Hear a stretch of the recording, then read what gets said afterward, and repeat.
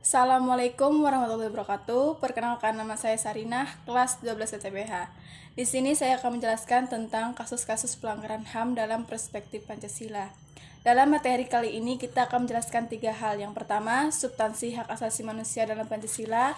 Yang kedua, kasus pelanggaran HAM di Indonesia. Dan yang terakhir, peradilan dan sanksi atas pelanggaran HAM di internasional. Yang pertama yaitu substansi hak asasi manusia dalam Pancasila.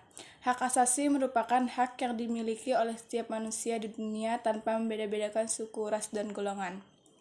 Yang pertama, hak asasi manusia dalam nilai-nilai ideal Pancasila.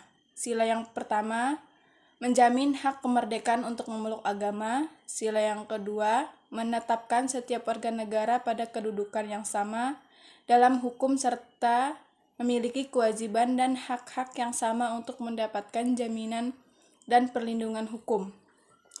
Sila yang ketiga, mengamatkan adanya unsur pemersatu di antara warga negara. Sila yang keempat, kerakyatan dipimpin oleh hikmat kebijaksanaan dalam permusyawaratan perwakilan.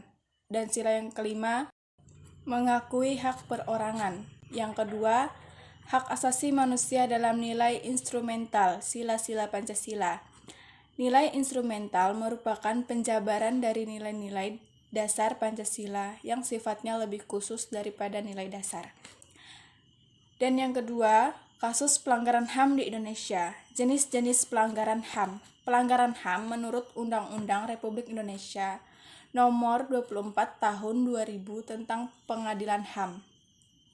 Pertama, kejahatan genosida, kejahatan yang bermaksud untuk menghancurkan atau memusnahkan seluruh bangsa, ras, etnis, atau golongan agama. Yang kedua, kejahatan terhadap kemanusiaan, yaitu salah satu perbuatan yang dilakukan sebagai bagian dari serangan yang meluas atau sistematik. Kasus pelanggaran hak asasi manusia di internasional. Kasus Muslim Rohingya di Myanmar, kasus pelanggaran HAM Israel terhadap Palestina, kekejaman Hitler di Jerman, pelanggaran HAM Uni Soviet terhadap Afghanistan, pelanggaran HAM di Suriah di bawah kepemimpinan Bashar al-Assad, terjadinya Trisakti terjadi pada tanggal 12 Mei 1998, peristiwa Tanjung Priuk, pembunuhan Marsinah, pembantaian Rawagede, penculikan aktivis 97 atau 98, tragedi Semanggi, pembantaian Santa Cruz, pembunuhan Munir.